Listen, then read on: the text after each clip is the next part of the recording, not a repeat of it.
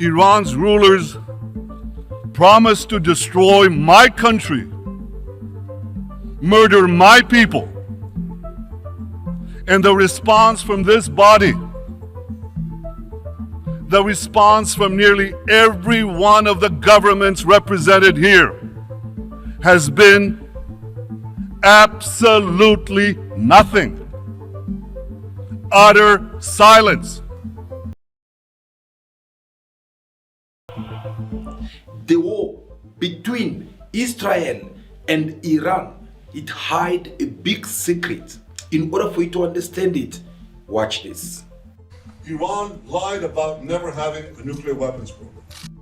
As long as I'm president of the United States, Iran will never be allowed to have a nuclear weapon. Good morning. All right, let us restart the counter from the beginning. In April the 1st, the government of Benjamin Netanyahu, they had launched an attack against the Iran embassy in Syria. Emergency workers scaled rubble inside Iran's embassy compound in Syria after a suspected bombing by Israeli warplanes on Monday. Tehran said the strike killed 7 military advisors, including 3 senior commanders.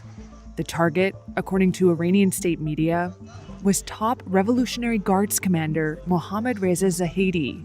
He had been a senior commander in Iran's elite Quds force, the Corps' overseas arm, according to the Guards. Iran's ambassador to Syria, Hossein Akbari, said Tehran's response would be harsh. Syria's foreign minister condemned the attack. The U.S. must be held accountable for the attack on its consulate building in Damascus. It blames Israel for the strike, which killed 2 senior commanders of the Islamic Revolutionary Guard, as well as 11 other people. The supreme leader has released a statement expressing his condolences. He also says, quote, "The vicious Zionist regime will be punished at the hands of Iran's brave men, and it will be made to regret having committed these crimes." A strong response. That is what Iran is promising after its consulate section in Damascus was hit by allegedly Israeli airstrikes, killing 7 military commanders in the Revolutionary Guard, 2 of them brigadier generals, one of the highest ranking officials in the Revolutionary Guards. Now, what we've been hearing inside the country is that there needs to be a swift and forceful response. This is very important, and it's something that many are waiting to see happen. For me, at first when I saw all this happening on the TV, I was not surprised. I was not either shocked by what was happening over there, as other people think that this is one of the things which usually happen in the Middle East. But instead, for me, I took it as a very big sign of showing that we are about to engage yet in another World War III.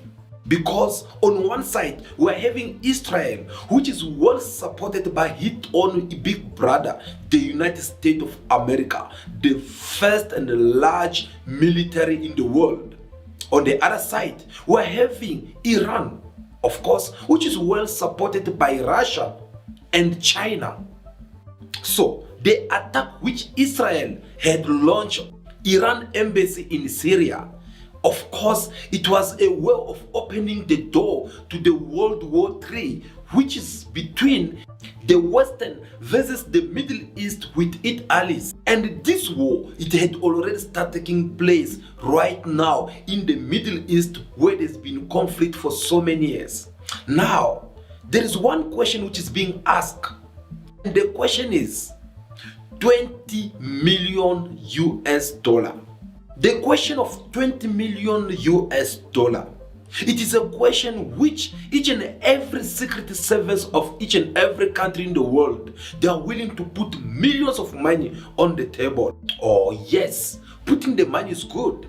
But the question is, what are the intention behind all this? What could be the intention of all this that could make, whether it is the enemy or the person involved, to make this kind of sacrifice in order for them to be the winner at the end of the day? In which objective that can push or motivate all these people to invest a lot of billion of money in this conflict that is taking place in the Middle East, because we need first to understand what is their motivation and the objectives that's pushing them behind all this reasonable. And here, the objective of Benjamin Netanyahu, it was that clear.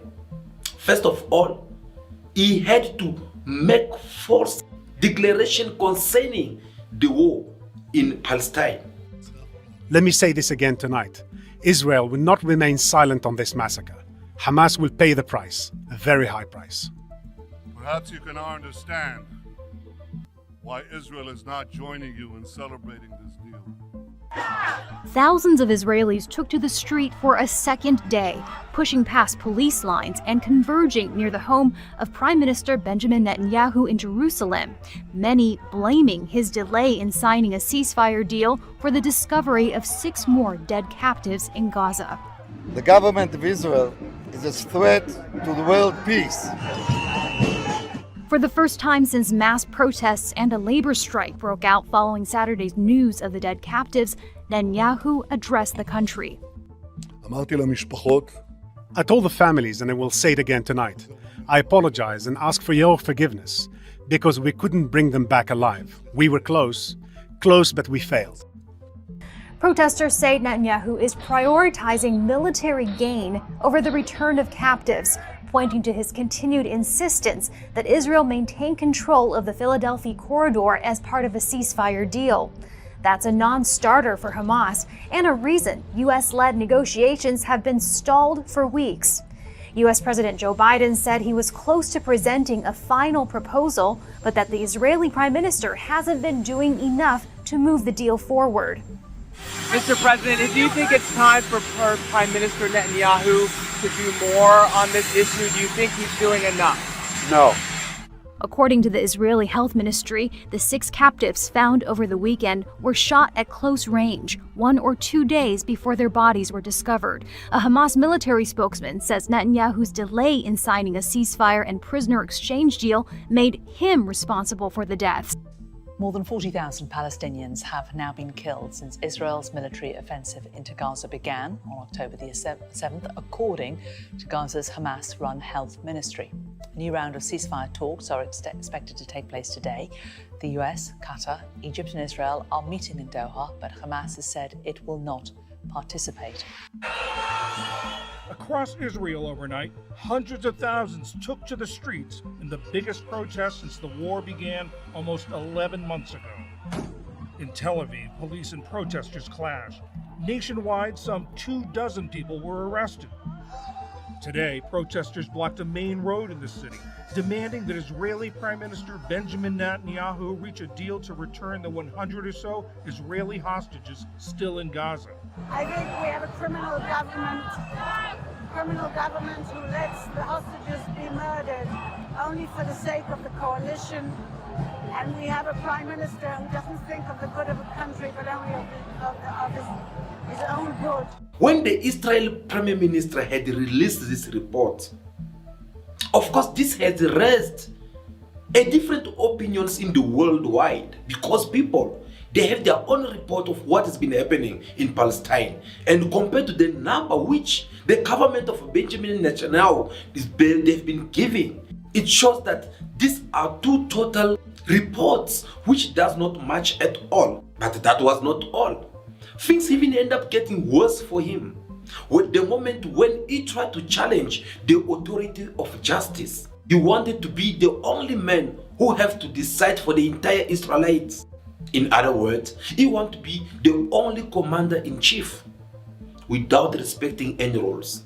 For months, Prime Minister Benjamin Netanyahu's sweeping judicial overhaul proposals had divided Israelis, triggering massive protests across the nation virtually every weekend. Israelis today waking up to a deeply divided nation, a country more divided potentially than at any other point in its 75-year history.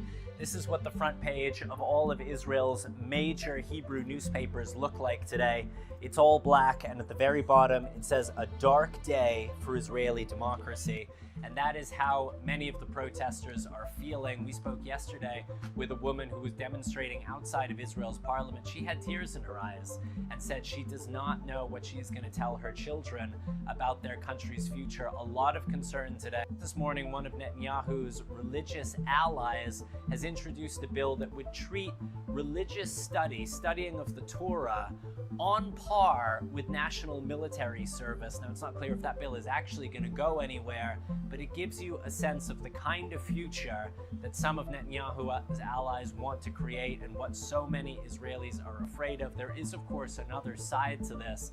Netanyahu would tell you that these reforms were necessary to curb the power of unelected judges who for too long had been blocking the will of Israel's more conservative, more religious majority. Netanyahu speaking to the nation last night, appealing for unity. But the protests continue. We saw very large demonstrations overnight, protesters blocking major highways, police using water cannon to try to dislodge them. The doctors are on strike today. It is basically impossible to get anything other than emergency medical treatment from doctors in Israel today. And this morning, the Bar Association has petitioned the Supreme Court to strike down this bill, which would weaken the Supreme Court. Now, if the judges decide to do that, we are in uncharted constitutional waters. Nobody from Netanyahu to constitutional scholars to the protesters on the street can tell you what happens next. There are also major questions hanging over the institution that is supposed to be above politics in this country. That is the Israeli military. Thousands of Israeli military reservists have said they will stop showing up for duty in protest at this legislation. That is going to have a particularly severe effect on the Air Force. So Netanyahu have to go far to the point of reforming the justice system in Israel by changing some judges and put people who will have to comply with what is his visions. This have raised up a lot of division among the Israelites. There were those who were pro-Netanyahu by supporting what was taking as his decisions, and there were those who were standing against what he took as a decision to touch the justice system. But when you combine all this together, including to what happened in October the 7th, all these have raised a big number of people to come forward and start protesting against the government of Benjamin Netanyahu.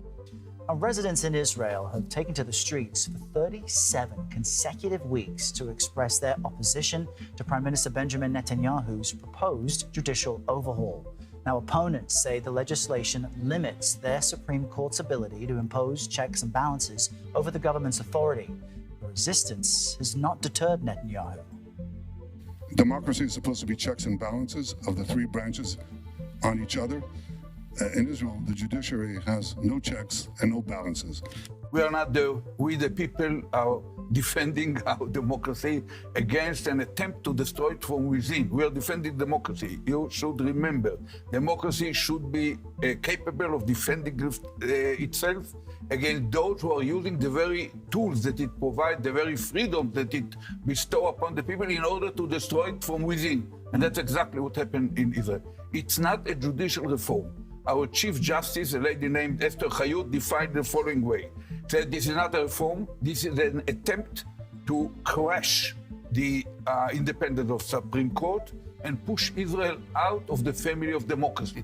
That's exactly what happens, and we are not going to let it happen. When your people are divided, your leadership, it is at a very big danger.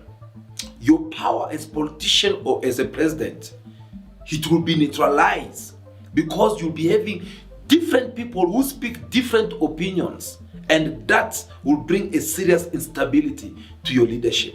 And in this kind of case, there is only one way that can make you survive, and you only have one choice to make. The solution in order for you to survive as a president against this kind of people who are divided with different opinions, it is for you to come up with the government of national unity. It is through this government of national unity you have to come up with one element that will bring all these people together behind your back so that they can be able to support you. In order for you to bring all these people behind you, in order for them to support you, it's by you coming up with something that will be for their own interest. You have to come up with some trade, serious trades against this nation, that you can convince all these people that if you don't unite right now, well, we will all be doomed. You have to come up with something very solid that can convince all these people to be united behind your back. What kind of trade or reasons, or should I say something solid that the government of Benjamin Netanyahu can use in order for him to unite all the Israelites behind him? Of course, this time he has to think for no one else but the state of Iran. We're determined to prevent Iran from developing nuclear weapons. We leave all options on the table, and containment is definitely not an option. The Jewish state will not allow those who seek our destruction to possess the means to achieve that goal. A nuclear-armed Iran must be stopped. Ladies and gentlemen, if it looks like a duck, if it walks like a duck, if it quacks like a duck, then what is it? What is it? That's right. It's a duck, but this duck is a nuclear duck. And it's time the world started calling a duck a duck. My friends, Israel has waited, patiently waited, for the international community to resolve this issue. We've waited for diplomacy to work. We've waited for sanctions to work. None of us can afford to wait much longer. As Prime Minister of Israel, I will never let my people live in the shadow of annihilation. There we go. With that only, it had given the answer to the question which we asked earlier on of 20 million US dollar. What was the intention of Benjamin Netanyahu? First of all, this man was in a serious, difficult situation. He was kind of like trying to survive politically because his political career, it was put online. And the only way for him to survive politically, it was for him to reawaken up the trade of Iran once again. And the only best way to win Iran is by having their big brother called the United States of America behind them. After Israel declared independence in 1948, Iran was actually among the first Muslim-majority countries that recognized the new state. So what happened then?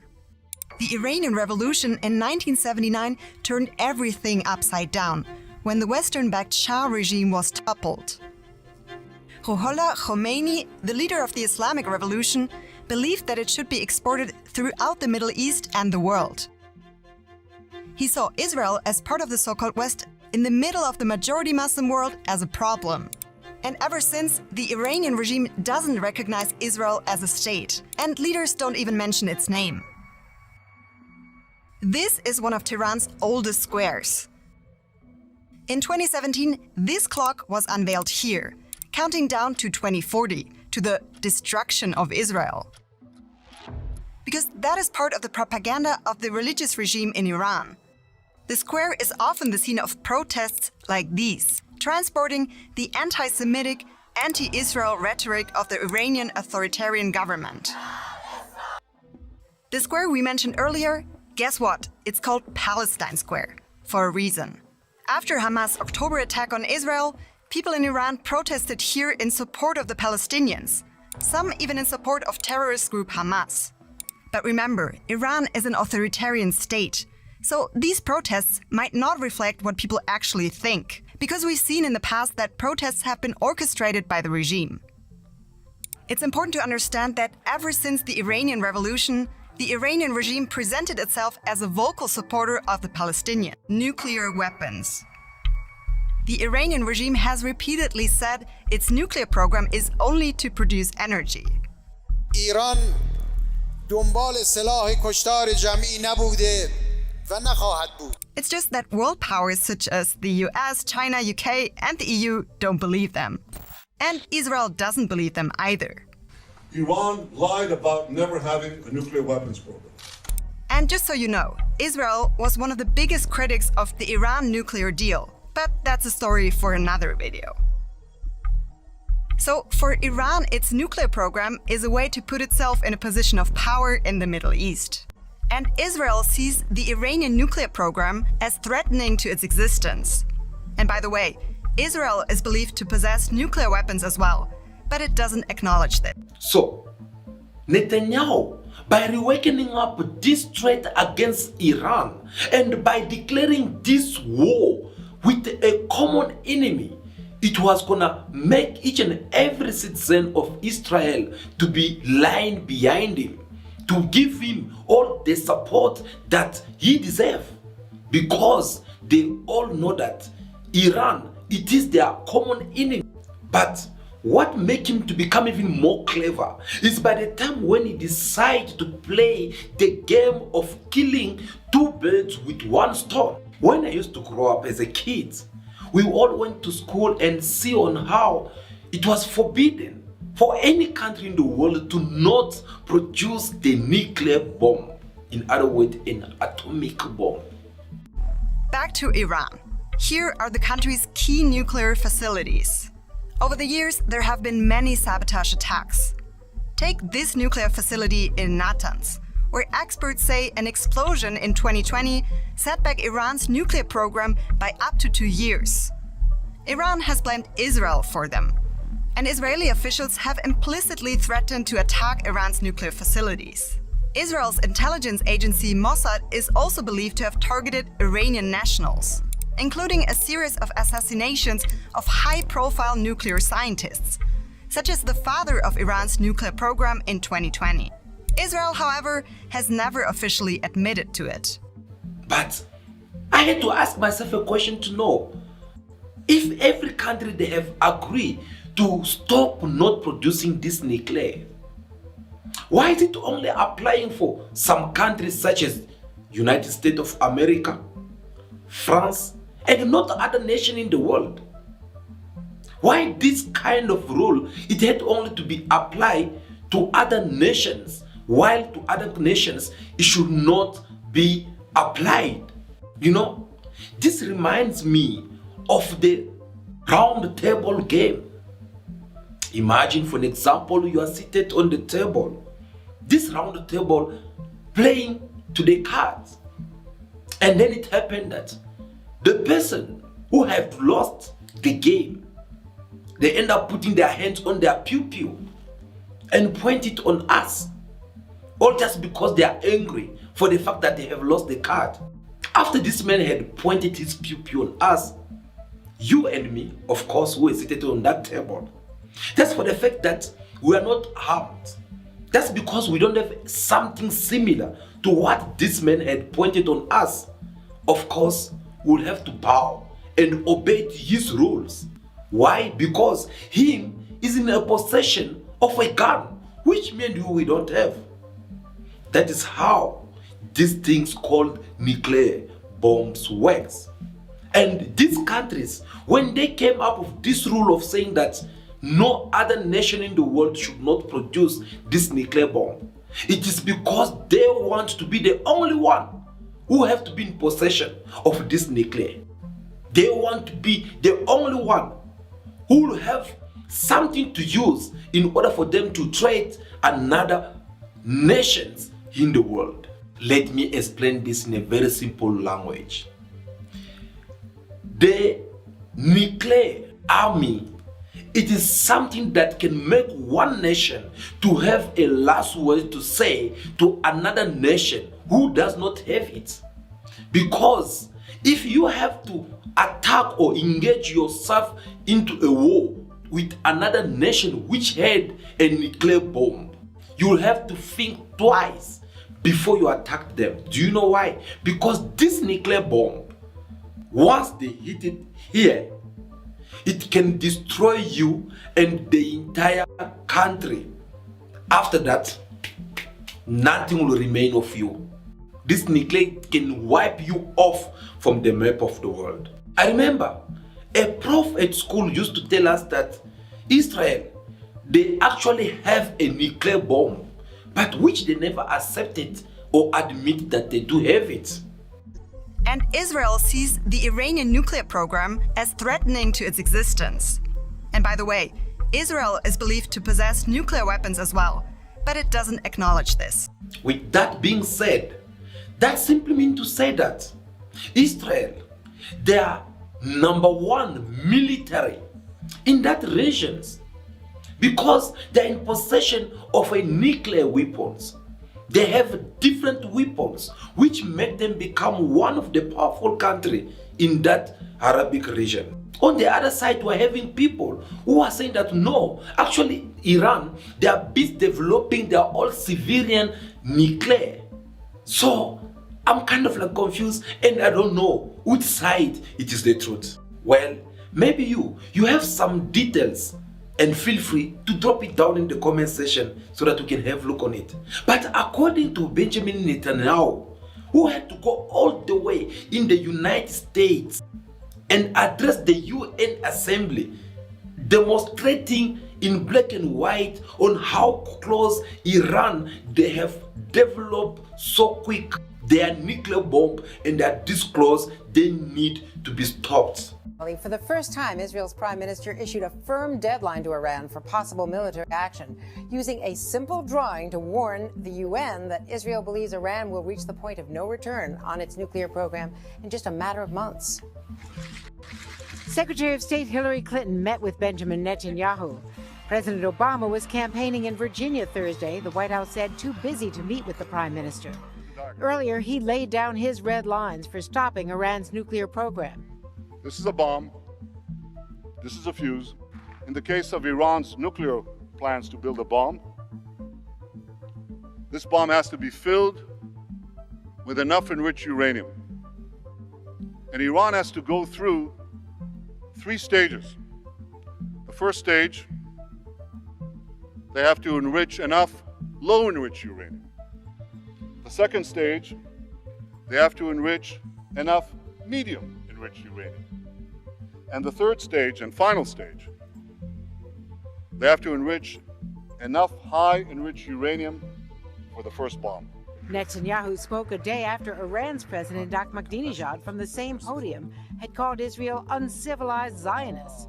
Netanyahu said Tehran was already 70% toward getting enough nuclear fuel for a bomb and has to be stopped within months. If these are the facts, and they are, where should a red line be drawn?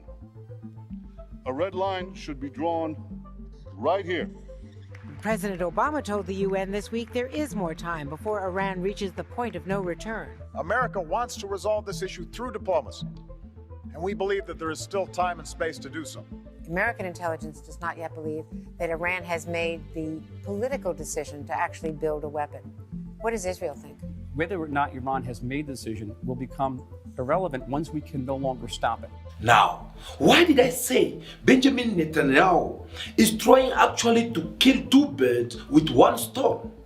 In the first position, he's trying to unite his people who are having different opinions so that they can all come behind his back by fighting the one common enemy, which is Iran. And he wants to become the hero for his people. He wants to be the commander-in-chief so that his people in Israel, they should not turn their back on him. On the other side, he's kind of like trying to fight against Iran so that Iran should not be able to develop their nuclear program. Because if Iran succeed to go ahead and develop this nuclear bomb, of course, it will make them also become one of the powerful country in that regions. And that will bring a lot of instability in that regions, whereby you'll be having now Iran on this side, Israel on this side. Both they do have the nuclear bombs, which can make them crash on each other at any time. Because if Israel can't be able to stop Iran from developing this nuclear bomb, It will make them be nothing in the Middle East. Do you know why? Because Iran is going to become even more powerful. Because with all the military which placed them already as number one in the Middle East, plus the development of this nuclear bomb, guys, this was going to make Israel to suffer because Iran was going to come on them in a very hard way. So they were left without no choice than to make sure that they fight Iran by all means in order for Iran to not develop this nuclear bomb. The development of this nuclear bomb by Iran, it's going to make Iran become the only boss in this Middle East.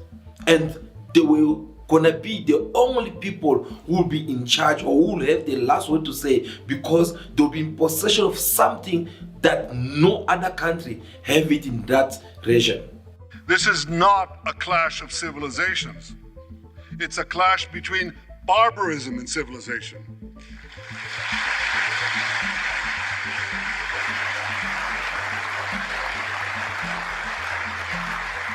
It's a clash between those who glorify death and those who sanctify life.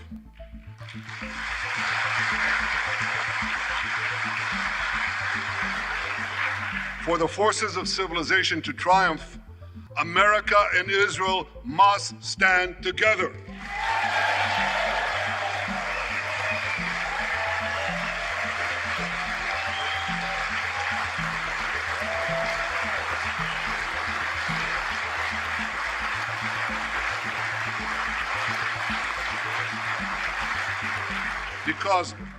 Because when we stand together, something very simple happens.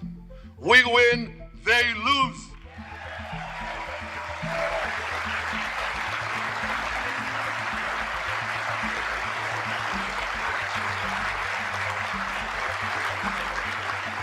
And my friends, I came to assure you today of one thing: we will win.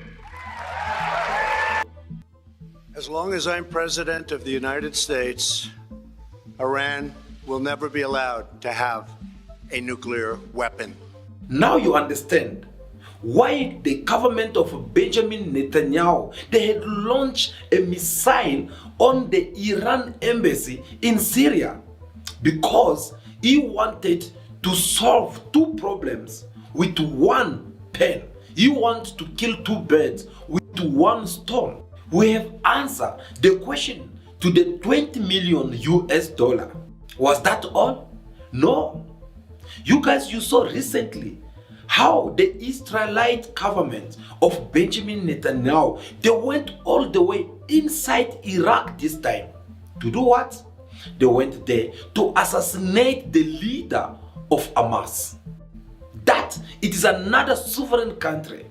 They violate all the UN charter or rules by going over there and kill this man. Political leader of Hamas, Ismail Haniyeh, has been killed in Iran. That's according to statements from Hamas and Iran's Revolutionary Guard. Iran state TV is also reporting he's been assassinated in the capital. According to the Revolutionary Guard, Haniyeh and one of his bodyguards were killed in a strike on the building in Tehran where they were staying. He was in the capital meeting President Masoud Pezeshkian ahead of his inauguration. So these are the latest pictures of that meeting in Tehran on Tuesday. He then attended Pezeshkian's swearing-in ceremony. Iran says it's investigating the killing of Ismail Haniyeh. This is what happened to the Al-Shati refugee camp in northern Gaza during Israel's war in 2023. It's where Ismail Haniyeh was born. He was the son of Palestinian parents who were forcibly displaced from their home in what is now Ashkelon after the State of Israel was created in 1948. Haniyeh experienced firsthand the challenges faced by millions of Palestinians in their search for statehood. But his future and influence would turn out to be different than most. يتحمل مسؤوليتها. Americans take responsibility for giving unlimited cover to this enemy to commit to these massacres, war crimes, and genocide. In 1987, Haniyeh graduated from the Islamic University of Gaza. The same year, a Palestinian mass uprising began against Israel's occupation, also known as the First Intifada. In its efforts to liberate Palestine, the group Hamas was founded, and among its younger members, Ismail Haniyeh. His journey would soon become linked to the rise of the Palestinian group. Israel imprisoned Haniyeh several times for taking part in protests against the occupation. After serving his longest 3-year sentence, he was deported to southern Lebanon along with hundreds of Hamas members. Haniyeh returned to Gaza in 1993 after the signing of the Oslo Accords and became a close confidant of Sheikh Ahmed Yassin, the founder of Hamas. Together, they survived an Israeli assassination attempt, though Yassin was killed months later. His rise to prominence came in 2006, when Hamas participated in the Palestinian legislative elections. The group won a parliamentary majority, making Haniyeh Prime Minister of the Palestinian Authority. But his appointment angered the international community, who halted aid to the PA, placing the governing body under severe financial strain. Hamas is classified by many Western nations as a terrorist organization. Months of conflict between factions led to President Mahmoud Abbas dismissing Haniyeh and dissolving his government. This would result in an independent Hamas-led government in the Gaza Strip, headed by Haniyeh. This seizure should not break our will and should not turn this conflict into an internal Palestinian conflict, and that conflict should be against the parties that impose the siege against the Palestinian people. In 2019, having voluntarily stepped down, Haniyeh left Gaza and began living abroad, for which he faced substantial scrutiny. Haniyeh faced criticism for his absence from the Strip during Israel's war on Gaza in 2023. He led Hamas's diplomacy from a number of locations as civilians were massacred in the Strip. Ismail Haniyeh's influence on the history and politics of Palestine will likely stay for years to come, and for many, he will remain a symbol of resistance in the face of occupation and adversity. Now, let us put ourselves in the position or in the case of the Iranians. Iranians, they find themselves in a very delicate position or situation right now. But how did Iran find themselves in that hard position? Of course, because they have to think twice before they attack or they respond back to all the provocation of Israel. They have to think that if we attack Israel right now, behind Israel, there is what we call their big brother, which is the United States of America, #1 military world. Sometimes for what? To make Israel pay for what they have done. They needed some time to remove Israel from their way, while they still need some time. On the other side, it was gonna make them lose all their people who believe in Iran, and not only people of Iran actually, but it was gonna make them also lose people who trust in them, like other nations who are allies, who believe in the leadership of Iran in the Middle East. And here we're talking about countries such as Syria, Lebanon, Palestine, many countries who are found within Arabic regions, because for them Iran is the boss which has been there to protect them against the West. In fact, when you lost the trust that all these people had given you, if you were Iran, well, that was gonna make you lost that respect that this nation usually give to you. And that was one thing that Iran did not want to afford. So this had left the government of Iran without no choice. They have to react. Yep, they have to react as soon as possible. But how will they react with all this on the table? So they have to come up with the documents or the revenge of Qasem Soleimani. Qasem Soleimani was one of the most powerful military, or should I say, the commander-in-chief of the government of Iran. But in 2020, just before the world pandemic, former President of the United States of America, Donald Trump, decided to eliminate him by assassinating him. The aftermath shows an attack that was deliberate and sustained. With around a half dozen explosions, the Americans firing with drones clearly didn't want to miss their target, Iran's General Qasem Soleimani.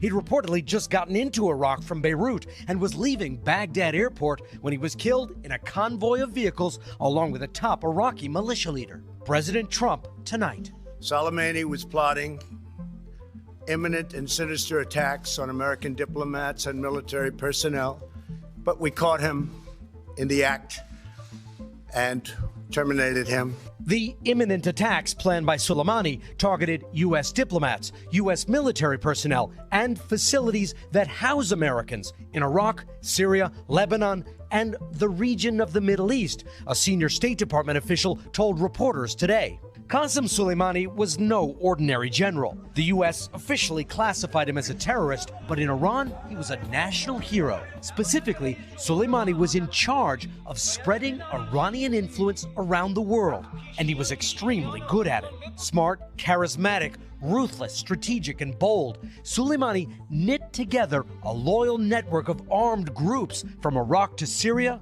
Lebanon to Afghanistan. Anytime Iran attacked oil tankers in the Persian Gulf and then denied it, or attacked oil facilities in Saudi Arabia and denied that too, U.S. officials saw Soleimani's handiwork. His power made Iranians proud. Today, Iranians in the thousands came out to show their love and their anger. Soleimani was arguably Iran's most popular leader. For years, Soleimani operated in the shadows, and he spilled a lot of American blood. He was the secret architect of a long campaign against U.S. troops in Iraq after the 2003 invasion, killing hundreds. Back then, his face was barely known. But over the last few years, Soleimani has gotten bolder, showing photographs of himself on battlefields around the Middle East, issuing statements. His pride and increasing profile may have made him easier to track down and kill. There was talk in Iran Soleimani might be a future president, or perhaps even a supreme leader. Today, the man who has that role, Iran's top Ayatollah, visited Soleimani's family and promised severe revenge.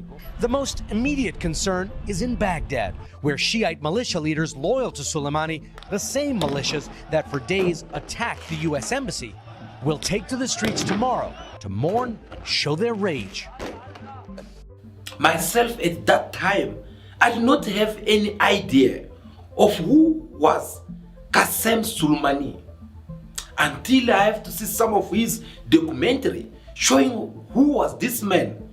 I end up understanding that, well, he was a heavyweight when it comes to the Iran army.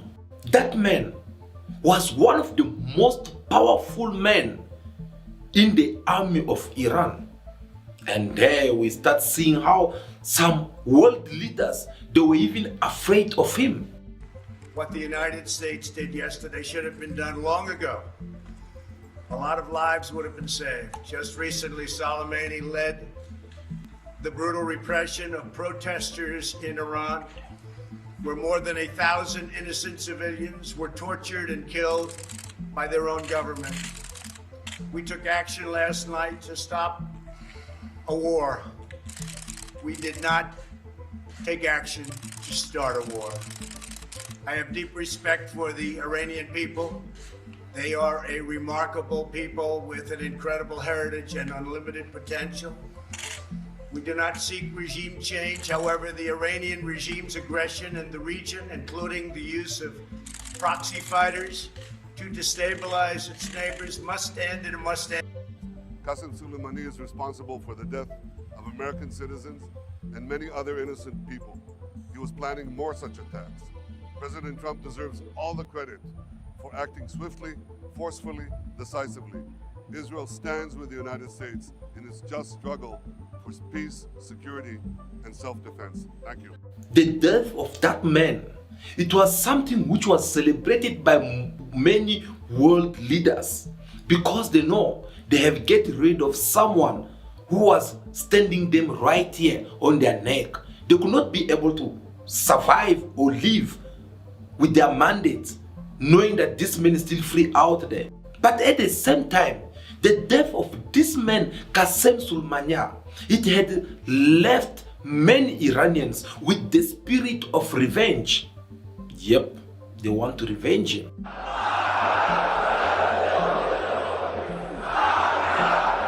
And anger at Friday prayers in the Iranian capital for the assassination of a man who led the charge against ISIL in Iraq and Syria, and whose death seems likely to lead to more conflict. God willing, it is now time to clear and cleanse the region of these devils. It is now time to show more resistance to the Americans and show our resistance with action, to tell those Yankees to get out of here, get lost. For Iran's Supreme Leader Ayatollah Ali Khamenei, Soleimani was a trusted confidant, a member of his inner circle. His killing in a targeted attack, the most extreme escalation in tensions between Tehran and Washington in recent years. Khamenei warned there will be revenge. The cruelest people on earth assassinated the honorable commander who courageously fought for years against the evils and bandits of the world. Soleimani's martyrdom will make Iran more decisive to resist America's expansionism and to defend our Islamic values. With no doubt, Iran and other freedom-seeking countries in the region will take his revenge.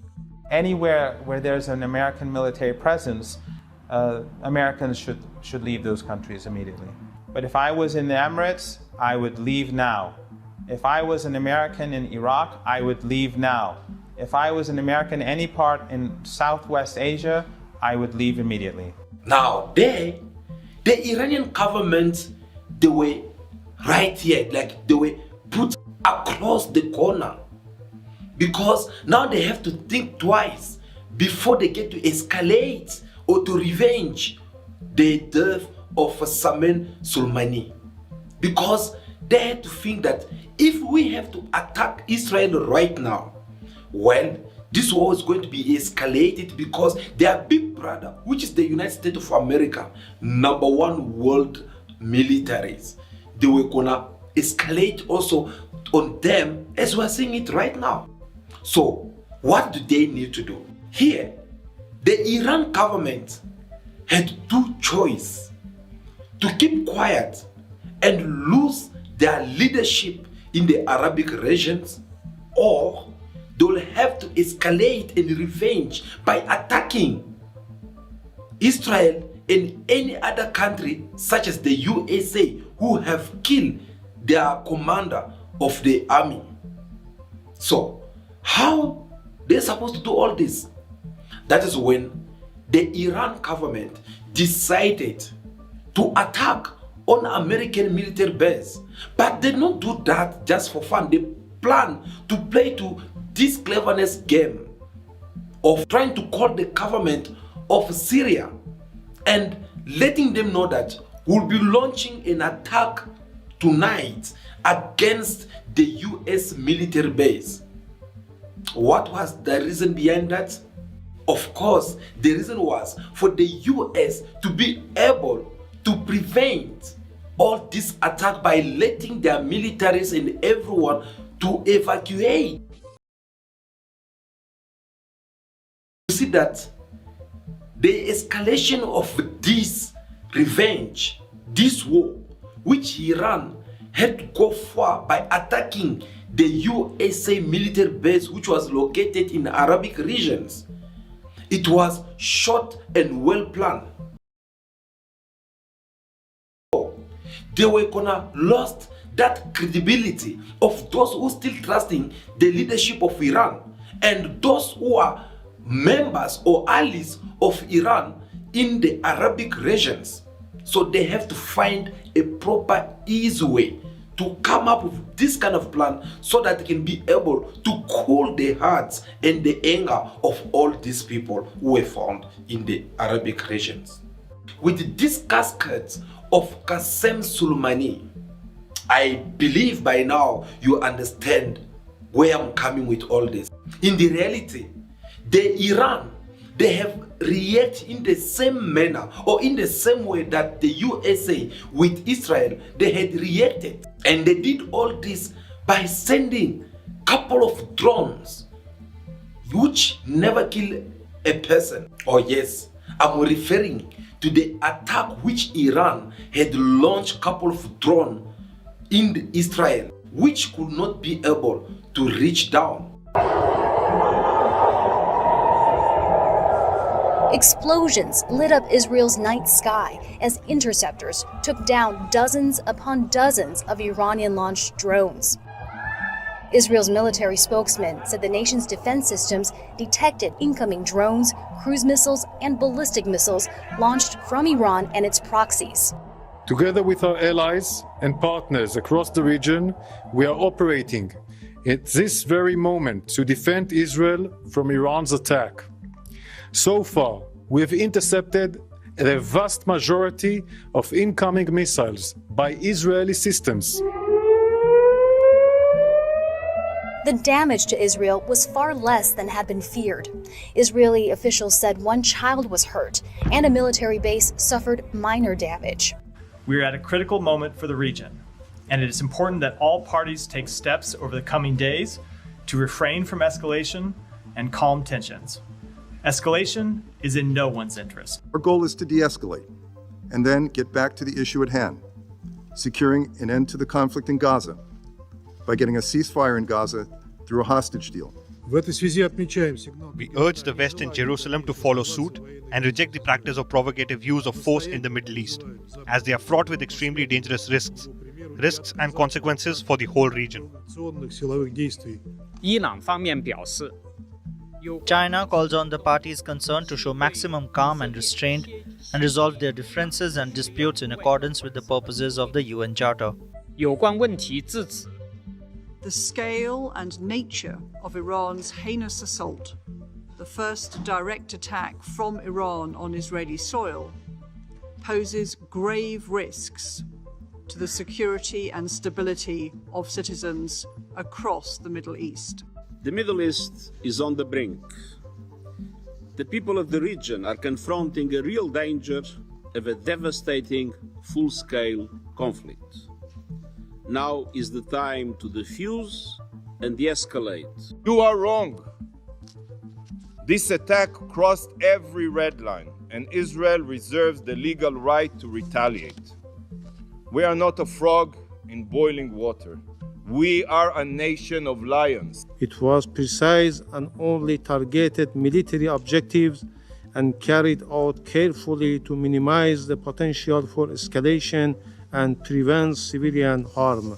Please note that out of all these missiles that went all over in Israel, they did send some missiles which have to go and land in some of the Israel military base in order for them to just send a little bit of message.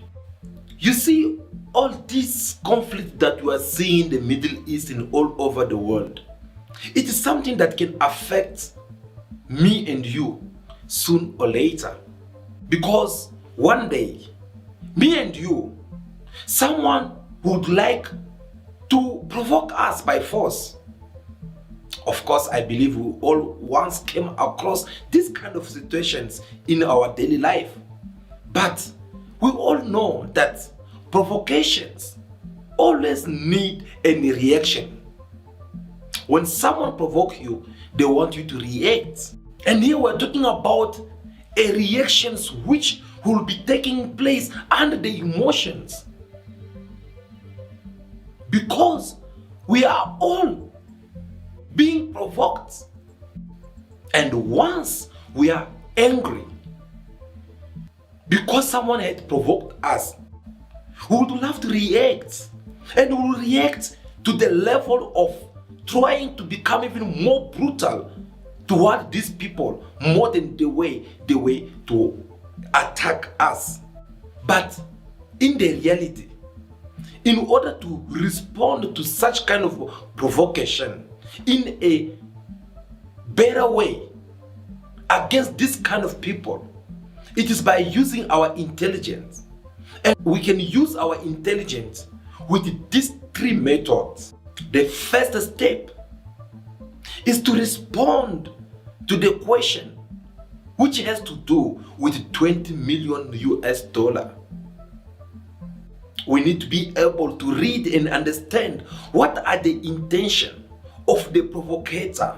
We need to ask ourselves a question to know, why does this person want to remove our mask in order for us to react to their provocation? In fact, you will notice very well that there is always be that one reaction from the person who's provoking you. If you look them very well into their eyes, you will notice that they don't provoke us for no reasons. If you look into their reactions, you will see that the motivation behind their provocations, it is because they are waiting for us to react in a very bad way. They want us to react out of emotions. Because reacting under emotions, it will blind you and make you do stupid things that you're supposed not to lower yourself to that point in order for you to do those kind of stupid things. When we're under emotions, we won't be able to see clearly. We won't be able to think. Because when we are under the emotion, we will behave like a chicken which they had cut the head off. So, the first stage, it is to be able to control our emotions. Second point, if you want to be able to defeat someone who had provoked you, then you will have to dig 2 holes. One for you, one for them. Just in case, if you let your emotions deduct you or tell you what to do. Because when you're being provoked, emotions will come towards you. And if you have to fall for it, it will destroy you. You will end up making certain mistakes which can find yourself into a serious trouble. Hence you find some people, they'll be inside jail, and if you have to ask them question to know, how did you get here? They're like, no, it was a mistake. I did not mean to do it. I was just doing this and that. Why? Because they react under emotions. So, if you want to defeat your enemy, well, you have to be able to save yourself from not following with them. Because if you have to go and use your own emotions, it will be kind of like you lowering yourself to their same level that will make you become like them. And that is not what you need. The third and the last stage, revenge yourself. I know what I said does not match to what I just tell you now. But here, guys, when I'm talking about you revenging, yes, you have to revenge, but don't revenge yourself in a brutal way. Because revenging yourself in a brutal way, it won't take you anywhere. You have to revenge yourself in a very good way, in a very special way. The best way to revenge yourself against someone who's been provoking you is by not acting like they did. I can even go far by saying that the only good way to revenge yourself is by becoming the best ever than your provocative. How do you become the best ever than your enemy? It's by creating your own potentials, the best of you. You bring them out. This will make you become unique from your provocator.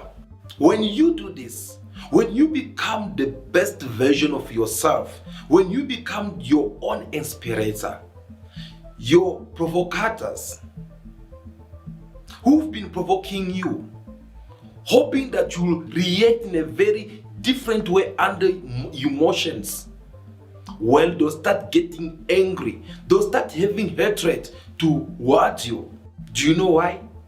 Because you did not react in the way or in the manner that they were expecting you to react.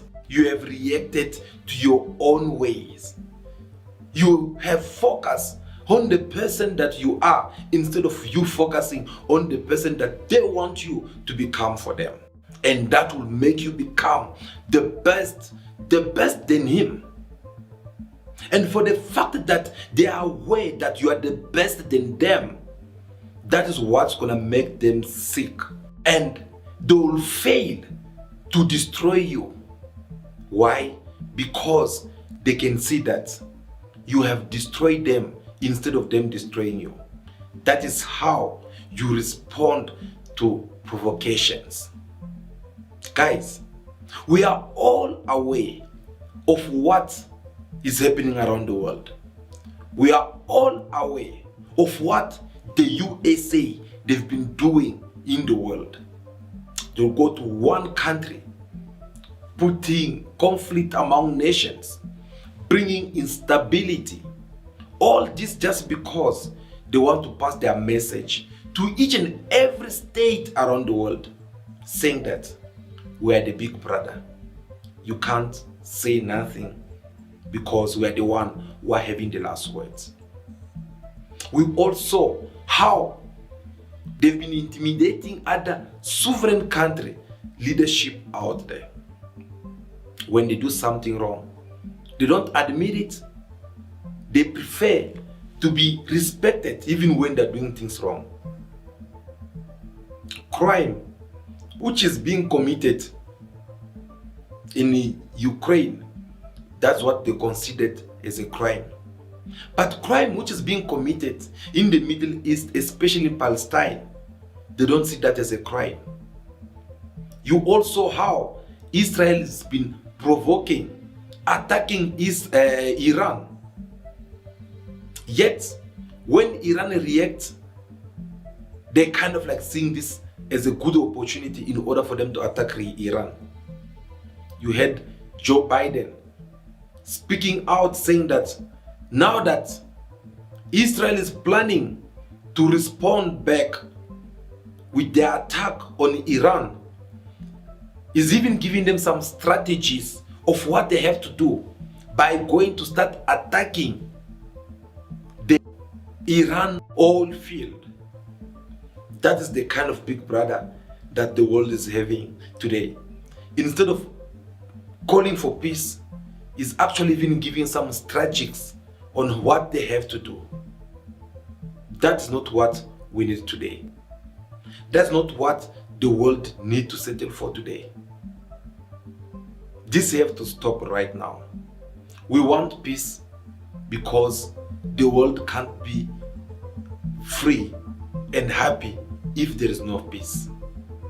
Thank you so much for taking your time to watch this video until now. We really do appreciate your presence here, guys.